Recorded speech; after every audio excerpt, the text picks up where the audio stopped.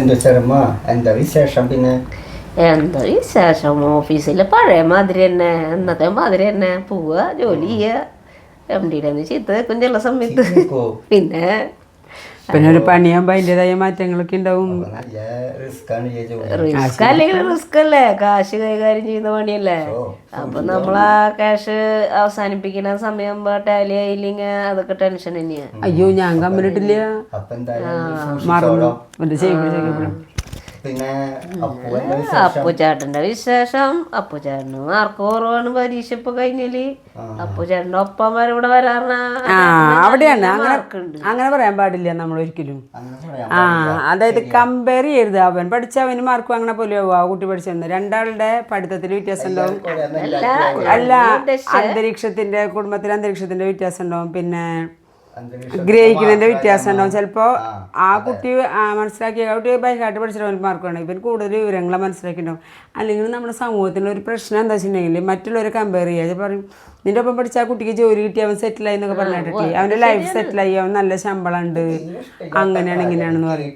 അപ്പം എന്താണെന്നറിയോ, അപ്പം ഇത് കേൾക്കുന്നവരുടെ മനസ്സ് അവിടെ ഡീമോട്ടിവേഷനാവും. സത്യത്തിൽ അവർക്കതൊരു ഒരു നെഗറ്റീവ് എനർജിയാണ്. തന്നെ തരം താഴ്ത്താണ് വരുന്നത്. അപ്പോൾ അങ്ങനെ ഒന്നാമത് നമ്മൾ ചെയ്യാൻ പാടില്ല.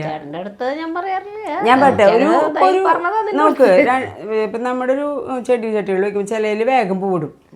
ആ പൂവ് നേരെ കാണാൻ ഭംഗിയുണ്ടെന്ന് പറഞ്ഞിട്ട് നമ്മൾ പിന്നെ ചിലപ്പോൾ ഇത്തിരി വൈകി പൂവ് ഇടുന്ന ചെടിയാണ് വിചാരിക്കുക. അതിലത്തെ പൂവ് എപ്പോഴായാലും അത് വിടുമ്പോൾ അതിനൊരു ഭംഗി ഉണ്ടാവില്ലേ. ചിലവർ പതുക്കെയാണ് മുന്നേറുക, ചിലവർ വളരെ സ്പീഡിൽ മുന്നേറുക. എന്ന് വെച്ചിട്ട് ഇവർ പതുക്കെയെന്നല്ല, നമ്മളൊരിക്കലും മറ്റുള്ളൊരാളെ കമ്പയർ ചെയ്യണം. നമ്മളെ തന്നെ കമ്പയർ ചെയ്യുക. നമ്മളിപ്പോൾ ഒരു ഞാൻ പറഞ്ഞു 2 കൊല്ലം മുന്നേ നമ്മളെങ്ങനെയായിരുന്നു, ഞാൻ 2 കൊല്ലം മുന്നത്തെ സ്ഥിതിയല്ല ഇപ്പോൾ, മാറ്റങ്ങളില്ലേ. അതേപോലെ തന്നെ ഇപ്പം അപ്പു 10ാം ക്ലാസ്സിൽ പഠിക്കുന്ന പോലെയാണോ +2-നായിരുന്നത്? അല്ല, +2 പഠിക്കുന്ന പോലെയല്ല ഇപ്പോൾ ഡിഗ്രിക്ക് പഠിക്കുമ്പോൾ. നമ്മളെ തന്നെ കമ്പയർ ചെയ്യുക. മുന്നത്തെ നമ്മൾ ഇപ്പോഴത്തെ നമ്മൾ തമ്മിൽ വ്യത്യാസം ഉണ്ടോയെന്ന്. ഇല്ലെങ്കിൽ നമ്മളതിന് ശ്രമിക്കണം, വേണ്ടെന്നല്ല, നമ്മളെപ്പോഴും ശ്രമിക്കണം. പക്ഷെ മറ്റൊരാളുടെ ഒപ്പം എത്തണം, മറ്റൊരാളെ പോലെ ആവണം എന്ന് ഒരിക്കലും വിചാരിക്കണം. നമുക്ക് മുന്നേറുമെന്ന് മാത്രമേ വിചാരിക്കാൻ പാടുള്ളൂ. ഒരാളെടുത്ത് നമ്മൾ പറയില്ല അപ്പുറത്തെ വീട്ടിൽ, അയ്യോ അവരിതിപ്പോൾ നല്ല സോഫ സെറ്റ് വാങ്ങിയിട്ട് നമുക്ക് അതേപോലത്തെ ഒരെണ്ണം വാങ്ങിയാലോന്നൊരു തോന്നൽ നമുക്ക് വരില്ലേ. അല്ലെങ്കിൽ അവർ വേറെ എന്തെങ്കിലും സാധനം വാങ്ങി. പണ്ടൊക്കെ TV ആയിരുന്നു അല്ലേ. അയ്യോ അവർ TV വാങ്ങി, അവർ മറ്റേ ബാക്ക് മുന്തി നിൽക്കുന്ന TV വരണ്ട്. ഇപ്പോഴത്തെ TVക്ക് എന്താ പറയുക, ഫ്ലാറ്റ് അല്ലേ, സ്മാർട്ട് TV.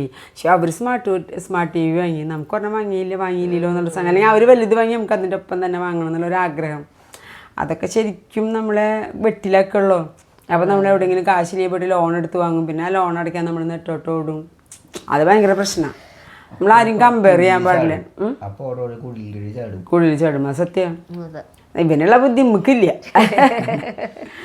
അതങ്ങനെ അപ്പോൾ ഞാൻ പറഞ്ഞു വന്നല്ലോ, കമ്മലിടാൻ പറഞ്ഞു തന്നെ ഓർമ്മിപ്പിച്ചോട്ടെ. എന്നിട്ട് തിരുവാതിരകളി ഞാൻ വന്നിട്ട് കമ്മൽ വെച്ച് തന്നു. ഇപ്പം ഞാൻ അമ്പലത്തിൽ പോകണ്ടേ, മണലാർക്കാവിൽ പാട്ട് കഴിപ്പിക്കാൻ കൊടുത്തിട്ടുണ്ട്. തട്ടകത്തെ കാവടി വരികയല്ലേ. പാട്ട് കഴിപ്പിക്കാന്ന് പറഞ്ഞാൽ അവിടെ കള്ളം വരയ്ക്കും, ദേവിയുടെ കള്ളം വരയ്ക്കും. പൊടികളെ കൊണ്ട് ദേവിയുടെ കള്ളം വരയ്ക്കാൻ ദേവിയുടെ രൂപമൊക്കെ വരയ്ക്കും. എന്നിട്ട് വെളിച്ചപ്പാട് തുള്ളി ആ കളം മുഴുവൻ മായ്ക്കും. ഇപ്പോൾ കാവടി എടുക്കാറായി. ഇപ്പോൾ വിശേഷാൽ പരിപാടികൾ തുടങ്ങി. വലിയ വലിയ ആൾക്കാരുടെ പാട്ടുകാരാണ്, കാശുകാരുടെ പാട്ടുകളാണ്, അങ്ങനെയാണ് പറയുക. അതിലെല്ലാവരുടെ പാട്ടുണ്ടാവും, കാശുകാർ അല്ലാത്തവരൊക്കെ ഉണ്ട്. അപ്പോൾ കാശുകാർ എന്ത് ചെയ്യും, മേളം വെക്കും. തായമ്പക, ഇന്നിപ്പോൾ തായമ്പക ഉണ്ട്, ഇന്നലെ പഞ്ചായി മേളായിരുന്നു. അത് നമ്മുടെ വീട്ടിൽ വന്ന് പറയെടുത്ത് പോവാന്നുള്ളൂ. പാട്ട് വേറെയാണ്, പാട്ട് കഴിപ്പിക്കാന്ന് പറഞ്ഞാൽ വേറെ. നമ്മള് പോയി അരി അറിയിച്ച് നമുക്ക് പായസം കിട്ടും, പായസം കൊണ്ടുവരല്ലോ, പായസം കിട്ടും. എന്താ പറയാ, ശർക്കര പായസം, നെയ്യ് പായസം അല്ല, ശർക്കര പായസം. നെയ്യൊക്കെ കണക്ക് തന്നെ. നെയ്യ് പായസം കഴിക്കണം, തിരുവമ്പാടി ഭഗവതിക്ക് സ്പെഷ്യൽ നെയ്യ് പായസം കഴിക്കണം. സൂപ്പർ. അമ്മൂമ്മയുടെ പറഞ്ഞാൽ കഴിപ്പിക്കാറില്ല നമ്മള്. അത്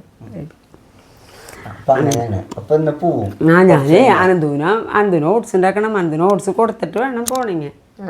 ഇപ്പം അവന് കൂട്ടിന് ശാലീനെ വിളിച്ചിട്ടുണ്ട്.